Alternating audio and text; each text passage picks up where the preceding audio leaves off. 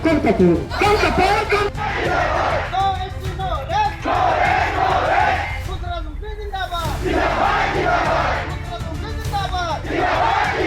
যদি এই ২৬ চনৰ ইলেকশ্যনৰ আগতে আমাক কোচ আদিবাসীসকলক যে জনজাতিকৰণ কমতাপুৰ আৰু ভাষা স্বীকৃতি প্ৰদান নকৰে আমি KSDC বিভিন্ন ধৰণৰ গণতান্ত্ৰিক আন্দোলন আমি তীব্ৰতৰ কৰি তুলিম আৰু ইয়াৰ ভয়াবহ পৰিস্থিতি গঢ়ি তুলিম আৰু ইয়াৰ পৰিস্থিতিৰ যে ফল হ'ব ফলস্বৰূপে যি ক্ষয়ক্ষতি হ'ব এই ক্ষয়ক্ষতিৰ সম্পূৰ্ণ দায়ী হ'ব ভাৰত চৰকাৰ আৰু অসম চৰকাৰ। যোৱা 2023 চনৰ 17 জানুৱাৰী তাৰিখে KLৰ নেতা জীৱন সিংহ কোচ ডাঙৰীয়া আৰু DL কোচ ডাঙৰীয়াক মাতি আনিছিল আৰু শান্তি আলোচনা ইতিমধ্যে সমাপ্ত কৰিছে। শান্তি আলোচনা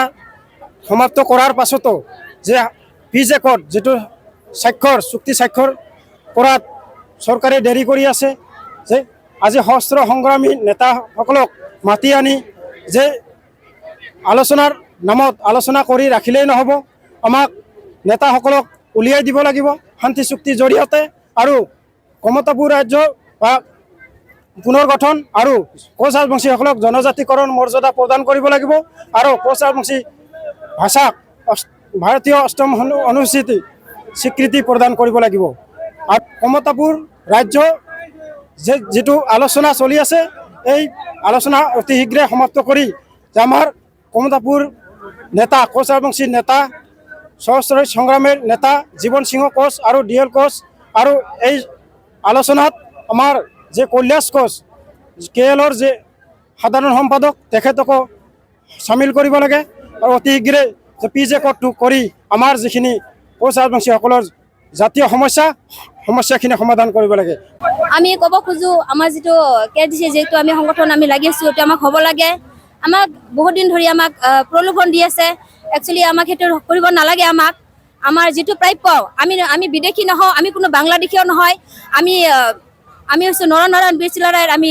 ৰজাৰ বংশধৰ আমি যেটো মানে অধিকাৰ সেই অধিকাৰটো আমাক লাগে আমাক যি জ্বলিছে জুই জ্বলিছে সেই জুই জ্বলিব আৰু আগন্তলৈকে আৰু জ্বলি থাকিব হেতুৱে আশা কৰো আমাক ST লাগে বা আমি হেতুৱে কামনা কৰো আমি আমাৰ যি কৰিব লাগে আমি কৰিম আৰু আমি যিমান দূৰ আগবাঢ়িব পাৰিম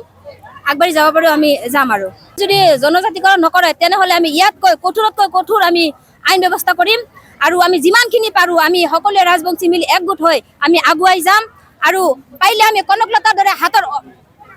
অস্ত্ৰ ল'বলৈ বাধ্য হ'ম আমি তথাপি আমাক কমতাপুৰ লাগে আমাক বাস আমি সেইখিনিয়ে জানো।